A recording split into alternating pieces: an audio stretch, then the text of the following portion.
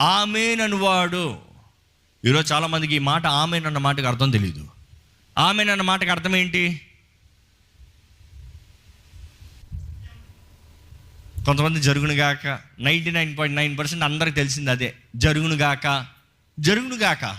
సరే, మీరు జరుగునుగాక ఆమేన్ అని పెట్టుకుంటే ఆమేన్ అని వాడా స్తోత్రం, దానికి అర్థం ఏంటి చెప్పండి? You see sometimes we don't know what we talk. ఏం మాట్లాడుతున్నామో అర్థం లేకుండా చెప్తున్నాం కాబట్టి దాని శక్తి మనకు అర్థం కావట్లేదు.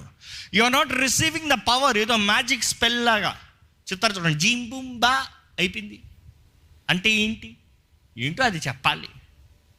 సో ప్రార్థన అయిందా? ఆమేన్. ఇందాక ఆమేన్ చెప్పండి అంటే ఆమేన్, గట్టిగా చెప్పండి అందాం అనుకున్నాను, కానీ తెలియక చెప్పి ఏం ప్రయోజనం? తెలియక చెప్పి ఏం ప్రయోజనం? గట్టిగా చెప్పంటే గట్టిగా చెప్పి ఏం ప్రయోజనము? మనం ఏం పలుకుతున్నామో? ఆమేన్ అన్న మాటకు చూస్తే యేసు ప్రభు కూడా ఈ మాట వాడతాడండి. ఏంటంటే యోహాను 3:5 ఉంటుంది, verily verily I tell unto you. అదే ఇంకో ట్రాన్స్లేషన్లో చూస్తే కనబడుతుంది, truly truly I tell unto you.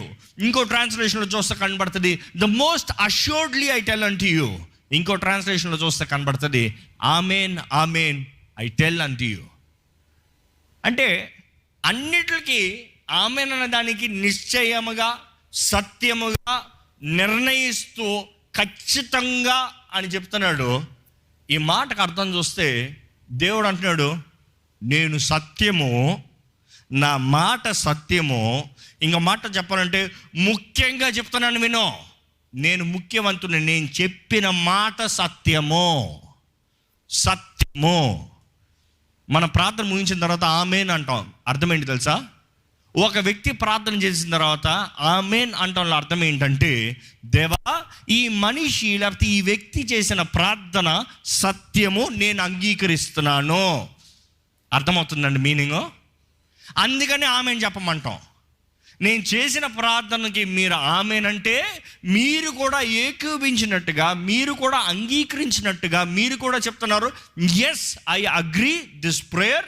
కాబట్టి నీ వాక్యం చెప్పేవి చూడు, ఎక్కడే ఇద్దరు ఈ భూమి పైన బంధిస్తారో పరలోకంలో బంధించబడుతుంది, ఏదైతే విడిపిస్తారో పరలోకంలో విడిపిస్తుంది. The prayer of agreement is very powerful.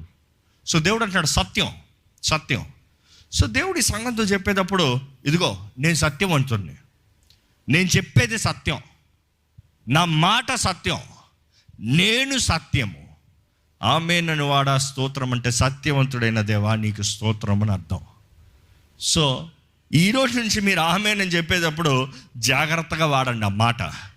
ప్రతి ప్రార్థనగా ఆమేన్ అని చెప్పొద్దు. తెలియని దానికి ఆమేన్ అని చెప్పి పాలు పొందడంలో జాగ్రత్త. అయ్యో, కొంతమంది ప్రార్థనలో అర్థం ఉండదు, కలిపి ఆమేన్ అనేస్తారు. ఎందుకంటే ఆమేన్ చెప్పకపోతే ఫీల్ అవుతారు కదా, లేకపోతే ప్రార్థన తొందరగా ముగించే దానికి ఆమేన్ అనేస్తారు. అంతే కదా? కొంతమంది చూసారా, ప్రార్థన జరుగుతూనే ఉంటే ఆమేన్ అని నడిచేస్తారు. అంటే ఏంటి? ఆపయ్యా ప్రార్థన. దేవుడు అర్థం చేసుకోడా? ఈరోజు మనుషులు తన స్వార్థానికి, తన ఇష్టానికి, తన అనుకున్నట్టుగా దేవుని మాటలను వాడుతున్నారు. జాగ్రత్త. దేవుని నామంలో ఆమేన్ ఒక మాట అండి.